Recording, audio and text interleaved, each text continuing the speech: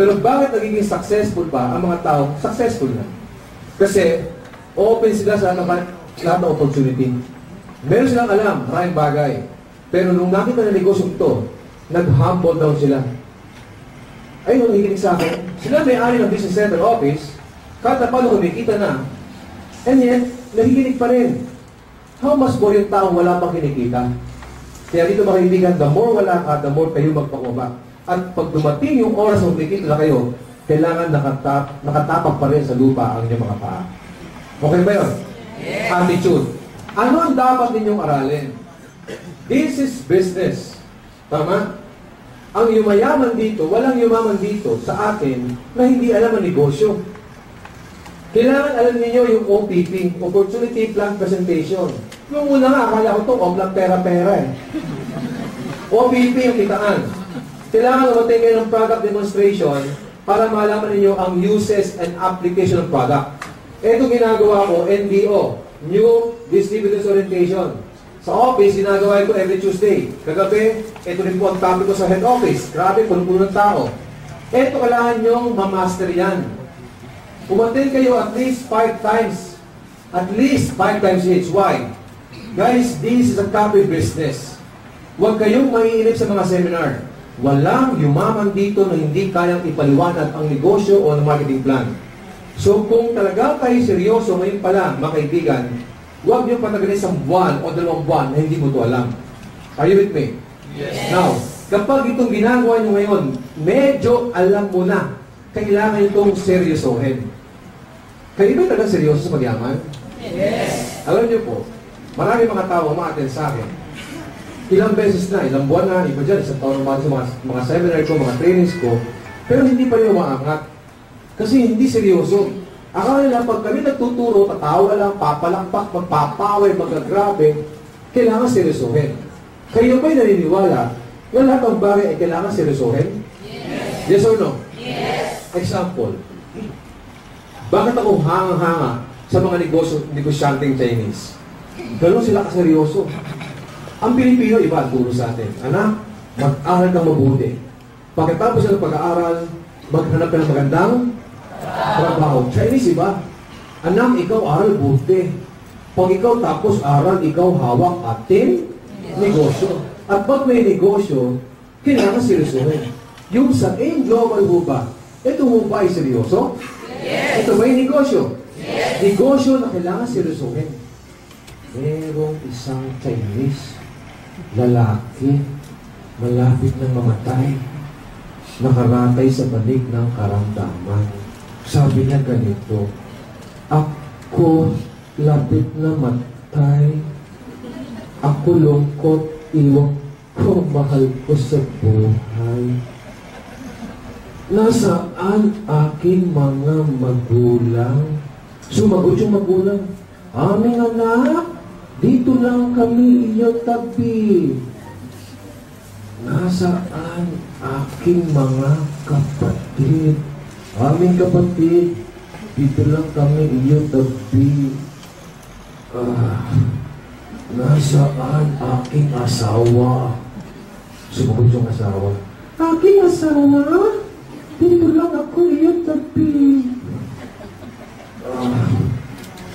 Nasaan si Junior?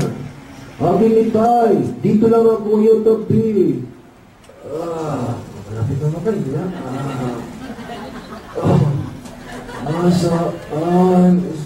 Nasaan si Nene?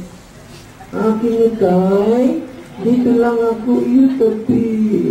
Nung narinig yun, biglang bumangon yung tatay. Ano? Lahat kayo dito aking tabi? Sino bantay ating tindahan?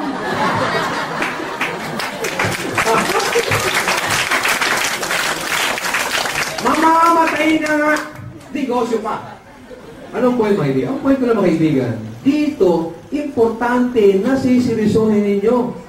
Negosyo to, kailangan siniseryoso. Pag may mga seminar, may mga training, invest time.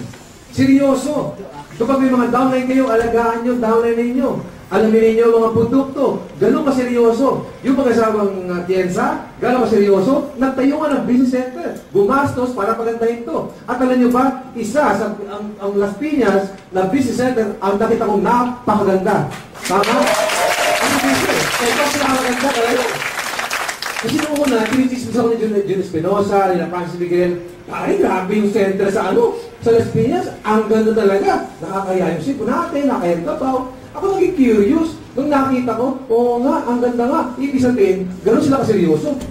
Kung sila nga seryoso na pagandahin ito, sila seryoso na tulungan kayo, how much more? Dapat kayo maging seryoso. Tama mo ba yun? Now, believe, ha? Attitude, learn the business as soon as possible. Huwag kayong magmamarunong kasi hindi nyo ito alam. Next topic. Ang next topic ko yung belief system. Tanong, importante ba naniniwala kayo sa ating ginagawa? Yes. Importante ba yon? Yes. Kasi ang paniniwala importante. Ang belief natin kung anong inisip, kung anong pinaniwalaan, yun ang kinikilos ng katawan. At yung resulta sumusunod. So ngayon pa lang, kapag sinabi nyo, naku grabe, hindi ko kaya ang negosyong yan. Congratulations, hindi mo nga ito kaya. Kasi kung ano inisip, pinaniwalaan, yun ang mangyayari. Ako po'y nasanay na every time I conduct this training, gusto ko may participation ng audience. Okay lang ba kayo? Yes. Pag ako'y nagtanong, if you believe in yourself, ang sagot ninyo, pinakamalakas din. Yes, I believe. Kaya ba gawin yun? Yes! You believe in yourself! Yes, I believe! You believe in yourself! Yes, I believe! Sabi ng isa, yes, I believe. Yes, I believe. Parang hindi mo kaya declare. Bakit? The more mo sinisigaw yun, na magnet mo, naniniwala ka sa sarili mo at sa inyong ginagawa. Gano'ng importante yung paniniwala? Katuhan lang. Mayaban ako halimbawa. May 10 milyon ako. Baka hindi nga lumabas kayo lahat. May 10 milyon ako dito, ililibing ko. Pumukay ako. Yung 10 million ilagay ko. Yung 10 million sinimento ko. At nung natuyo, sabi ko, mga kaibigan, pasok po lahat, pasok. May 10 milyon dito. Pag nahukay mo, sa'yo na. Ito yung pala at ito yung piko. Ang tanong, kapatid, kaibigan, huhukayin nyo? Huhukayin nyo? Yes. Hukay! Hukay! Nahirapan ka. Huhukay ka ba? Yes. Huhukay nyo pa rin? Yes. Umulan umaraw, huhukayin mo? Yes. Habang naghuhukay ka, dating ba sa oras na umatras ka, baka naman hindi totoo huwag na lang. Pwede mangyari yun? Yes. Pwede mangyari kasi hindi mo nakita. Hindi, baka totoo. Hukay. Hukay. Ay, baka wala, wag na lang. Ay, baka meron. Maraming ganon. Pag iba sa inyo, nung nakarinig ng mga success stories, ginagawa ang negosyong to. Tama? Pag nagdududa, nagpupulang paniniwala, wag na lang, baka naman